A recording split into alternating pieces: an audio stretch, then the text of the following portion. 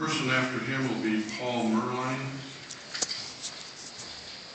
Good afternoon, Mr. Chairman, distinguished members of the committee.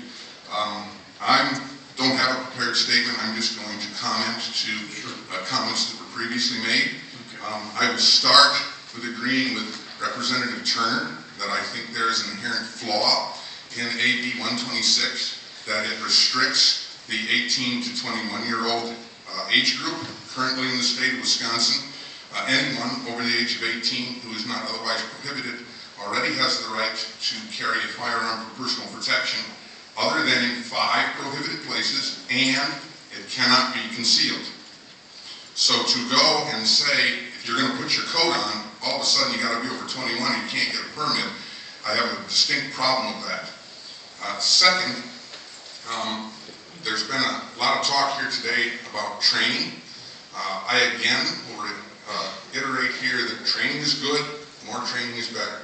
But state mandated training, where people from the inner city may not even have access to a training facility, will make it impossible for them to get any kind of training. You will absolutely disenfranchise an entire socioeconomic class with some sort of mandated training. Now, having said that, then I would like to address the comments specifically made by the gentleman representing the social workers. I am a foster parent for LaCrosse County. I have social workers in my house regularly. Like Chairman Weiss, if you looked in my house, you'd find many, many firearms. Social workers come and go all the time. They are in no danger from law-abiding citizens. Them having access to whether or not one has a concealed carry permit is not going to increase or decrease their safety. When the Sheriff Mahoney talked about mandated training, how law enforcement has to go through 52 hours of training, I again would emphasize that right now today, there are thousands upon thousands of people who carry a firearm for personal protection legally in the state of Wisconsin on a daily basis. They do so without covering it up. There is no mandated training for this. There is no required permit for this. Simply by putting on a coat and requiring permit and training, I don't understand how the authors of the bill arrived at the fact that putting on a coat is going to require permit and tax. It's actually referred to in other states as the coat tax. Now, having said that, the gentleman from the Police Chiefs Association asked a very interesting question. Why now? Why do we have to move forward with concealed carry now? The city of Madison is the reason why we have to move forward with concealed carry now.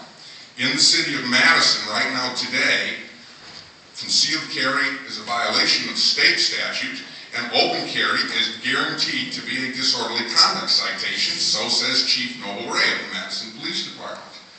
How does one exercise their right to keep and bear arms in the city of Madison? It seems to be impossible. So I would urge you to move forward on this. I would urge you to take a look at modifying the bill as Representative Turner had brought up several times as far as not disenfranchising the 18 to 21, and I question whether or not we really need a permit. Finally, I will end my comments so that there's a clear record. I am the Vice President of Wisconsin Carry, Inc. We have a 4,000 membership across the state of Wisconsin. We have members in every county. And the other gentleman who spoke earlier brought up Clark County. It's interesting that in Clark County, the Clark County judge has declared the concealed carry unconstitutional on its face.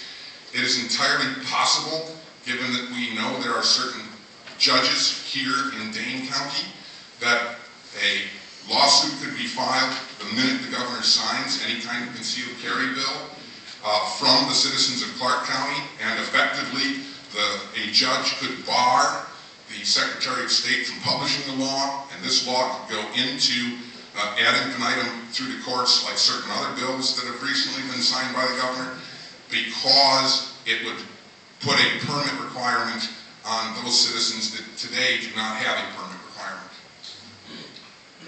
I'll open it up to questions. Thank you. Any questions? Seeing none, thank you very much. Next person is Paul Merline.